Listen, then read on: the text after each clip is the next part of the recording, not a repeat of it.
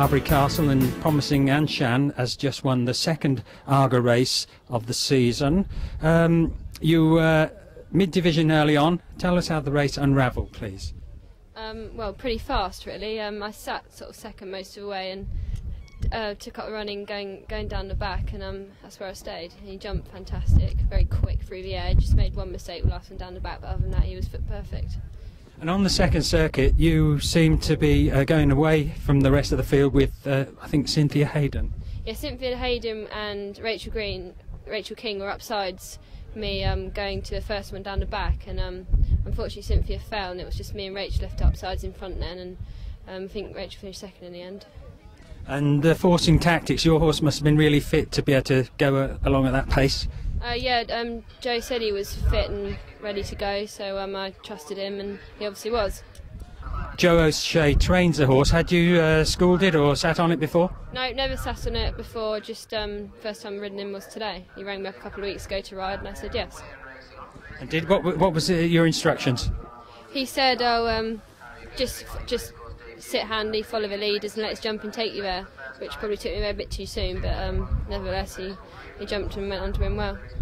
Okay, now, and it's a Paul Nicholls horse, we believe, that went to the sales. Do you know anything more about the horse, what it did under rules? He was quite decent under rules. He won over fences and he won over hurdles and won point to point in Ireland as well, so I knew he was quite decent. I spoke to Harry Skelton and Dan Skelton who worked there, and they seemed to think he'd make a good point to pointer. Okay, when you're not riding these horses, what do you do for the rest of the week? Do you go nuts and go to discos and all that sort of thing? Well, not when the season gets underway. I sort of tend to stay at home and avoid the parties, but occasional one is due here and there. Who would be the rider you most admire, either under rules or pointing? Ruby Walsh under rules, most definitely. He's the best as far as I'm concerned. Why do you admire him so much? Just he's such a good horseman, and he never pushes for any stride. You know, it just all comes very naturally. He just keeps still and lets it all unfold in front of him. I just think it's brilliant.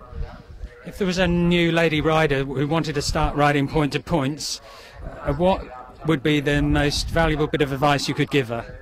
Hold on to your neck strap and don't ride too short. Is that something you learned by making errors? I've always held on to my neck strap. People have always said that to me, hold on to your neck strap and you'll be fine.